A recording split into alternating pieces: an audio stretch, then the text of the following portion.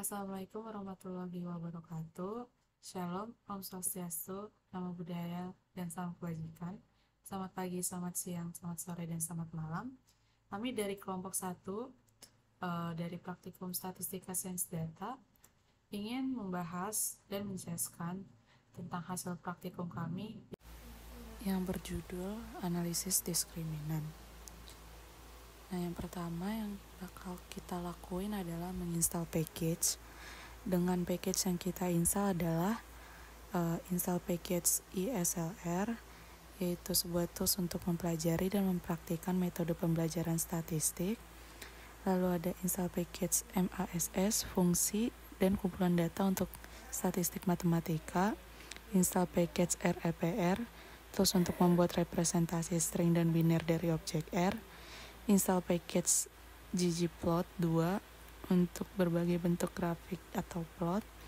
Lalu install package ROCR, mengevaluasi dan memvisualisasikan kinerja pengklasifikasian penilaian. Lalu setelah menginstal package yang telah kita install, kita akan memanggil package dengan menggunakan library dari package yang sudah kita install, yaitu library ISLR, library MASS, library REPR, library ggplot2, dan library ROCR. Lalu di sini kita memanggil sebuah data yang telah kita tentukan dengan menggunakan head Boston. Boston itu adalah sebuah data yang akan kita gunakan. Pada data ini memiliki 6 baris dan 14 kolom, di mana 14 kolom ini akan digunakan sebagai variabel dari variabel X, yang diantaranya variabel X ini memuat Krim, ZN, Indus, Cas, Nox, RM, Age, Dis, Rat, Text, PT Ratio, Black, Helstat, dan MEDF. Lalu di sini kita akan mencari summary dari data tersebut, di mana summary ini yang berisikan nilai minimum kuartil 1, kuartil 2, atau median kuartil 3, mean atau rata-rata, dan nilai maksimum yang kita cari sesuai dengan variabel X-nya, atau seperti variabel Krim, ZN, Indus, Cas, Nox, RM, Age, Dis, Rat, Text, PT Ratio, Black, Helstat, dan MEDF.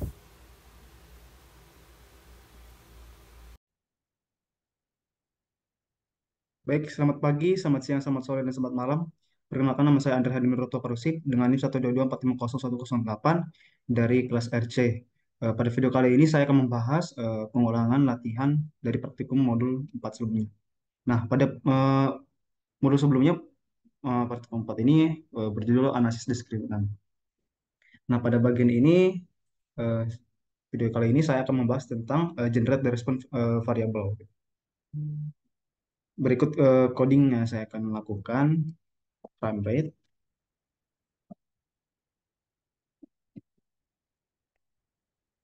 Oke, kita repetisi kosong maksimal.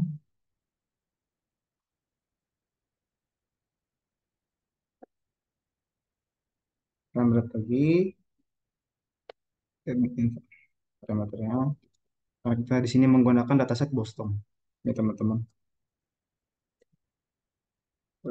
Kolom green, median, Boston, nomor satu. Kemudian BF, Boston, nomor satu.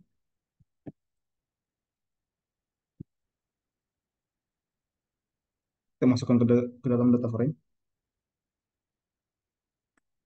ya, data frame dengan parameter DF dan prime. Lalu crime rate S vector F crime rate. Kita jalankan teman-teman. Objek Boston. Oh, ada typo. Boston. Oke, sudah berjalan codingannya. Jadi kode ini membuat vektor binary gitu. Binary baru bernama crime rate yang mengkategorikan setiap observasi dalam dataset Boston adalah apakah tingkat kriminalitasnya di atas atau di bawah median gitu, teman-teman. Kemudian menggabungkan vektor tersebut ke data frame baru bernama df tadi yang merupakan salinan dataset Boston tanpa kolom pertama dan mengubah tipe data kolom crime rate menjadi faktor, jadi menjadi kategorikal. Baik, sekian video saya dari kali ini. Kurang lebih mohon maaf. Terima kasih.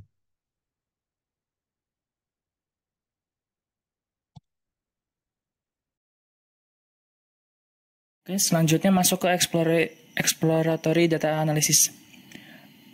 Pada exploratory data analysis ini itu data menunjukkan bahwa terdapat hubungan negatif antara tingkat kejahatan dan zona pemukiman di area Boston. Area dengan zona pemukiman yang lebih tinggi memiliki tingkat kejahatan yang lebih rendah. Adapun informasi ini dapat digunakan untuk memahami pola distribusi tingkat kejahatan di Boston dan membantu dalam pengambilan keputusan terkait keamanan publik.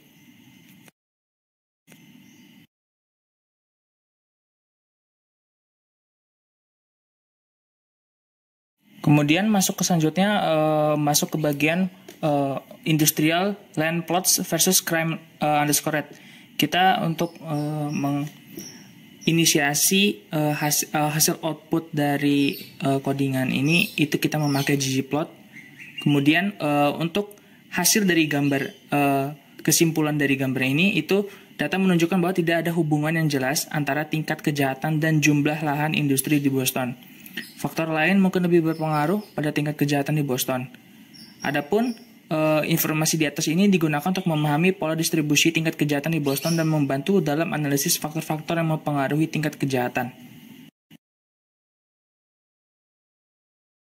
Kemudian kita masuk lanjut ke codingan selanjutnya, yaitu untuk tabel di rooms per home versus crime underscore rate. Ini penjelasan dari hasil output dari codingan ini itu ialah data menunjukkan bahwa terdapat hubungan positif antara jumlah kamar per rumah dan tingkat kejahatan di Boston, dengan area jumlah kamar per rumah yang lebih banyak memiliki tingkat kejahatan yang lebih tinggi.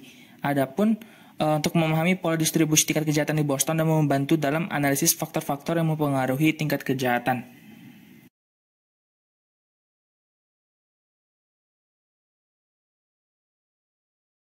Kemudian masuk ke selanjutnya, yaitu dari codingan ini, nitrogen oxide concentration versus crime underscore rate, tingkat kejahatan. Adapun hasil penjelasan dari output ini adalah data menunjukkan bahwa terdapat hubungan positif antara kadar nitrogen oksida dan tingkat kejahatan di Boston. Area dengan kadar nitrogen oksida yang lebih tinggi memiliki tingkat kejahatan yang lebih tinggi. Adapun informasi dari box plot di atas ini digunakan untuk memahami pola distribusi tingkat kejahatan di Boston dan membantu dalam analisis faktor-faktor yang mempengaruhi tingkat kejahatan.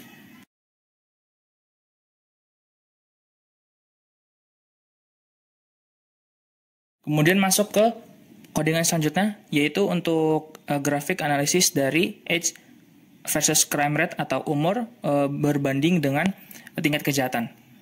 Untuk penjelasannya itu menunjukkan bahwa terdapat hubungan positif antara persentase produk kelas bawah dan tingkat kejahatan di Boston. Adapun dengan area dengan persentase penduduk kelas bawah yang lebih tinggi memiliki tingkat kejahatan yang lebih tinggi. Nah, dari informasi boxplot ini kita dapat digunakan untuk memahami pola distribusi tingkat kejahatan di Boston serta membantu dalam analisis faktor-faktor yang mempengaruhi tingkat kejahatannya.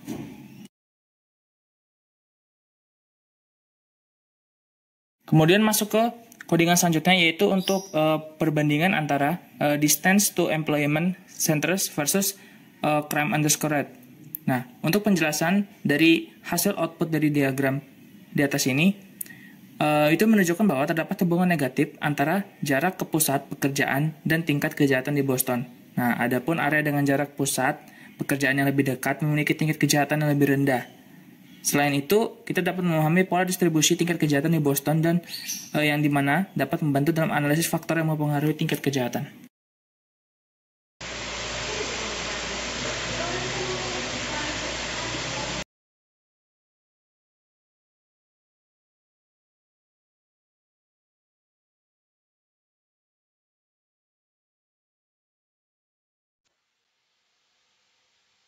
Selanjutnya di sini saya akan membahas tentang split dataset into test and training sets.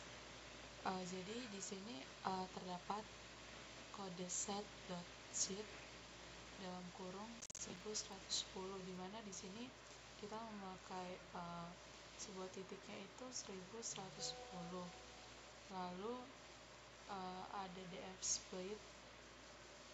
Di sini kita mengurutkan sampel dengan 80% dari dataset secara acak, dan mengurutkan itu yang kita urutkan adalah indeks baris. Lalu di sini ada train df dalam kotak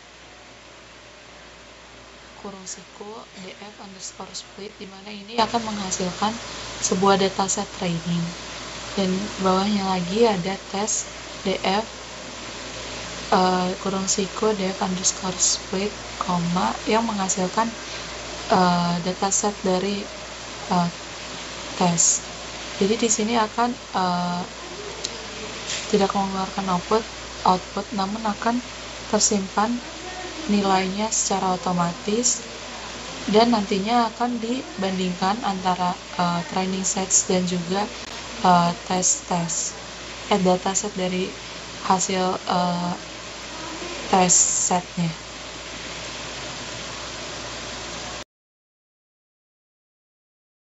Oke, kemudian masuk ke bagian linear discriminant analysis atau LDA. Nah, pada codingan ini LDA titik fit sama dengan LDA.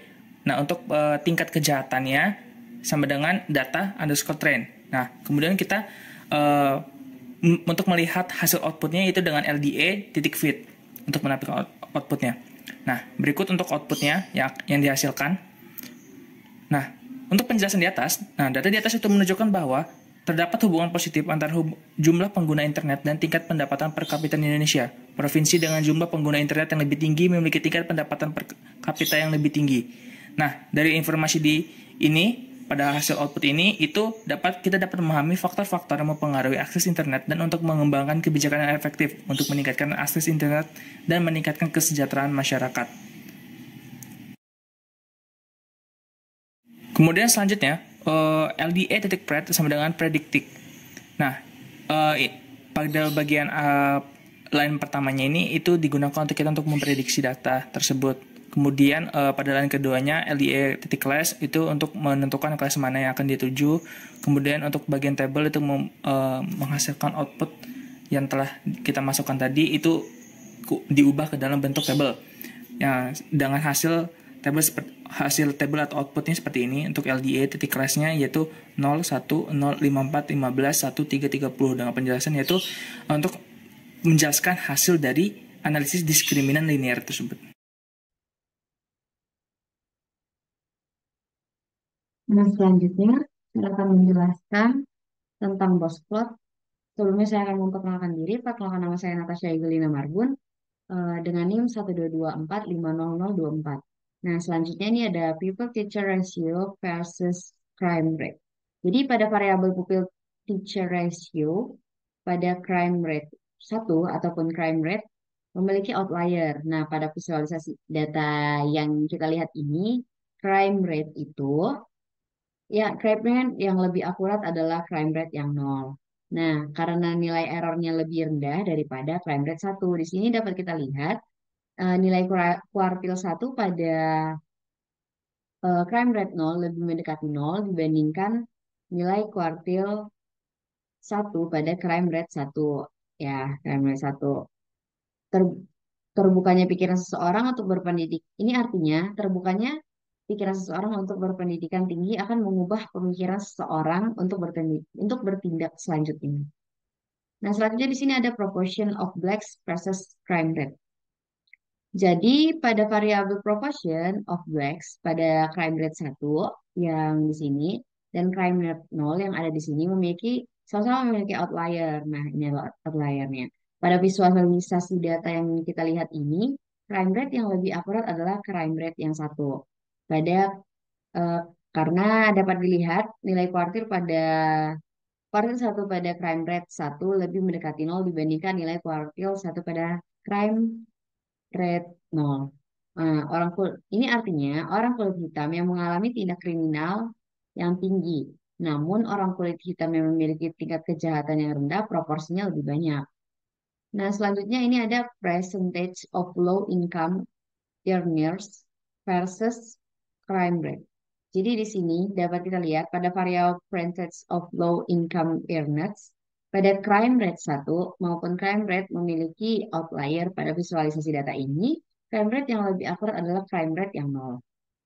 Karena nilai errornya lebih rendah daripada crime rate 1. Di sini dapat dilihat juga nilai kuartil 1 pada crime rate 0 itu lebih mendekati 0 dibandingkan nilai kuartil 1 pada crime 1. Nah, ini artinya rendahnya pendapatan dapat membuat seseorang untuk melakukan tingkat kriminal.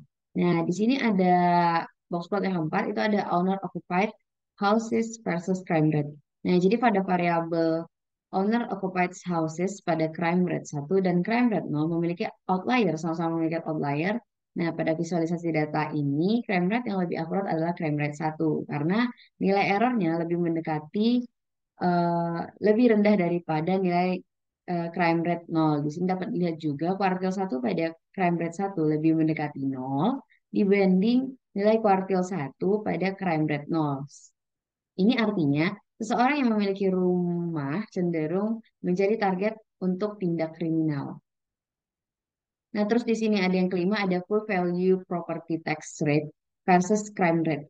Nah, jadi di sini itu pada variabel full value property tax rate pada crime rate 1 ataupun crime rate 0 memiliki outlier. Nah, di sini. Pada visualisasi data ini, crime rate yang lebih akurat adalah crime rate yang 0 karena nilai errornya lebih rendah daripada crime rate 1. Di sini dapat dilihat juga bahwa nilai kuartil 1 pada crime rate 0 itu lebih mendekati 0 dibanding nilai kuartil 1 pada crime rate 1. Nah, selanjutnya di sini ada split the dataset into dataset yang akan dilanjutkan oleh teman saya selanjutnya. Nah, kemudian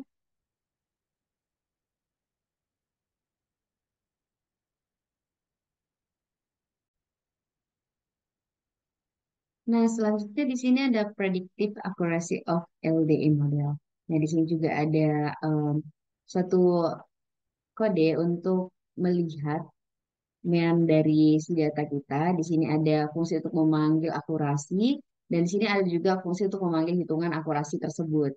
Nah, setelah dilakukan suatu operasi, kita mendapatkan akurasi adalah 82%. Nah, pada output ini mendapatkan nilai akurasi sekitar 82% dari 100%, di mana hal ini menandakan bahwa nilai akurasi ini adalah akurat.